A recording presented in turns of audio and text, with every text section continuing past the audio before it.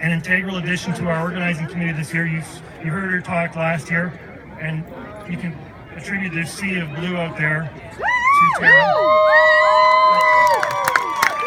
Tara is the leader of Team Sol, and would you come up and say a few words? All right, Tara! Hold that pose. Hold that pose. One more. Yeah, there we go. There we are. Good morning and welcome to the 37th annual Terry Fox Run. My name is Tara Swartz O'Neill, and despite being told last year that I sounded super nervous, Wayne decided to invite me back up here again to embarrass myself. So I apologize in advance. Better? Yeah, we want to hear you. All jokes aside, I'm absolutely honored to be here, part of Team Sol today and standing in front of you.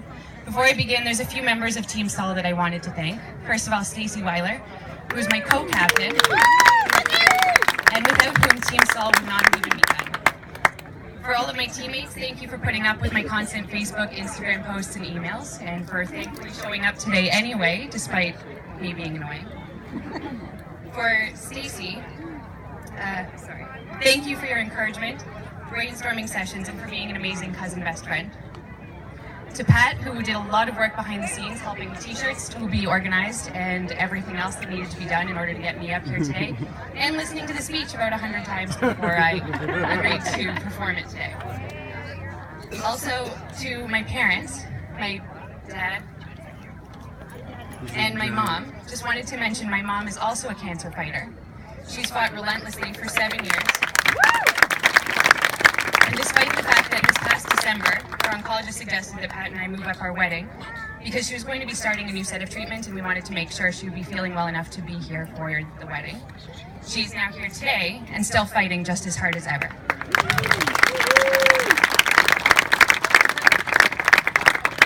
Finally, thank you to Blaine for inviting me to speak here today and for organizing today's event. None of this would be possible without you.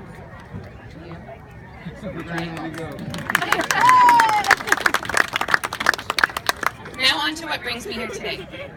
On April 10th, 2013, my life changed forever. My husband, Solomon Swartz, had been having trouble swallowing. Since he was only 32 years old, his doctor assumed it was just reflux. We were stressed. I was pregnant with Max at the time. School was busy, and with Sol playing volleyball, baseball, and hockey, meals were often rushed. It seemed to fit, but when the antacids he was prescribed stopped working, they suggested that Sol go to the emergency room to find out what was going on.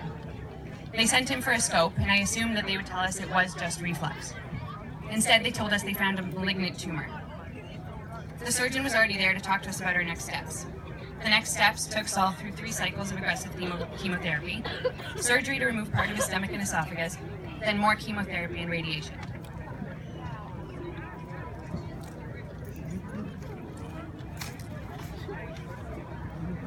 He would probably lose all of his hair.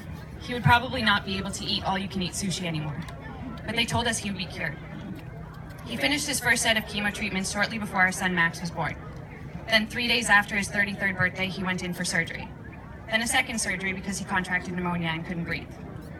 When he finally came home after 2 weeks in the hospital, we started our new life. We learned that pureed Swiss chalet ribs and mashed potatoes weren't as bad as you'd think. I learned how to combine protein powder into any of his food. And we learned that Ensure blended with ice cream did not make a good milkshake. We also learned that sometimes in life you need to ask for help. That help came from Anna and our parents. Anna we initially hired to help with Max after the surgery, but she became our lifeline and I don't think I would have survived without her. Anna's also on Team Sol. The doctors and nurses also became part of our family. Sol's surgeon would even text me pictures to update me on how Sol was doing when I couldn't get to the hospital. One of Sol's pharmacists is even a member of Team Sol today. Pablo, Mark. There. His name is Pablo. His name's actually Mark, but he lets us call him Pablo. That's a story for another day. One day when he came to visit Sol during chemo treatments, he casually mentioned he was going to New York and asked if there's anything we wanted.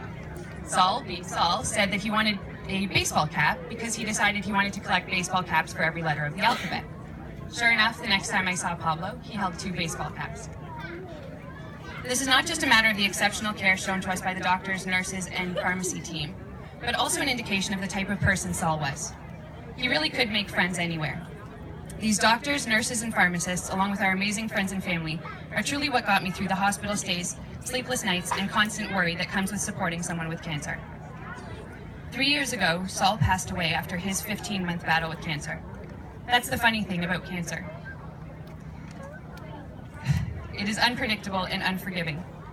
They told us that unfortunately, Saul being young, athletic, and otherwise physically healthy aside from the cancer wasn't necessarily a good thing. Cancer in young people tends to err on the aggressive side. Saul was charismatic, entertaining, loving, and an amazing person who touched the lives of more people than even he could imagine. In the face of such a great loss, we all felt helpless. Saul's cousin Stacy and I wanted to do something to remember Saul and keep his memory alive. We wanted to create a legacy so that Max could see how much of an impact Saul had on everyone that he met. In 2015, we joined the Terry Fox Run as Team Saul with very low expectations. We ended up running our first year with 30 of our friends and family and raised over $7,000 for cancer research in just our first year. Last year, we expanded to 50 teammates and raised over $13,000. I stood on stage as the guest speaker despite being terrified of public speaking. I channeled my inner Saul. This year, our goal was to make this even bigger. Over the past few months, I've joined the Terry Fox Run organizing committee, I've been interviewed for the Thornhill Liberal newspaper, I've walked door to door with my kids, hosted a garage sale, and coordinated a fundraising event at 2 LCBO locations. We reached out to even more friends and family, and Team Saul is now participating in the run with a total of over 100 teammates. We have now collectively raised a total of $42,864 for cancer research, with $22,000 being this year alone. 3 years ago, I honestly felt that I alone could not make a difference. As much as I hoped and prayed, I felt hopeless in the face of a disease that does not care about age, race, gender, or socioeconomic background. What I've come to realize is that by being here today and supporting the Terry Fox Run, I am making a difference. Each of us is here today because cancer has affected us in some way. We are here because we chose to stand up and fight. Whether you are here participating on your own or as part of a team, whether you are walking or cheering us on from the finish line, whether you're a survivor or grieving the loss of a loved one, you have chosen to become a part of an annual event that's making huge strides in the field of cancer research. On April 12, 1980, Terry Fox began his Marathon of Hope. His goal was to run across Canada using his prosthetic leg to raise money for cancer research. His ultimate goal was just $1 for every Canadian, which would equal up to $23 million at the time.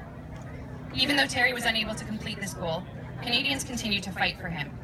Our nation rallied and managed to raise the $23.4 million Terry dreamed of. The first Terry Fox Run was held that September. Over 300,000 people walked, ran, or cycled in his memory and raised $3.5 million.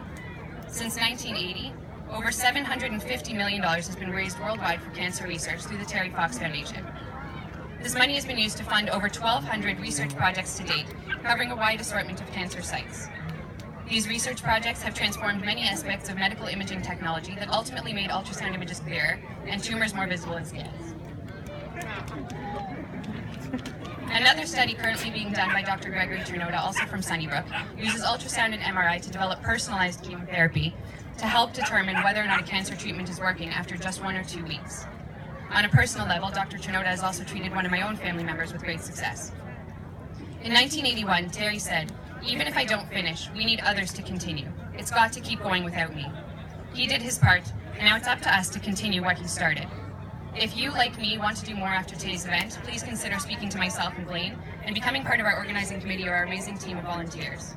Thank you for joining us today to continue Terry's legacy and for choosing to fight for those we've lost to cancer, the survivors, and those who have not yet been diagnosed. Together, one of us can make a difference. We can make a difference. Together, we can build a world without cancer.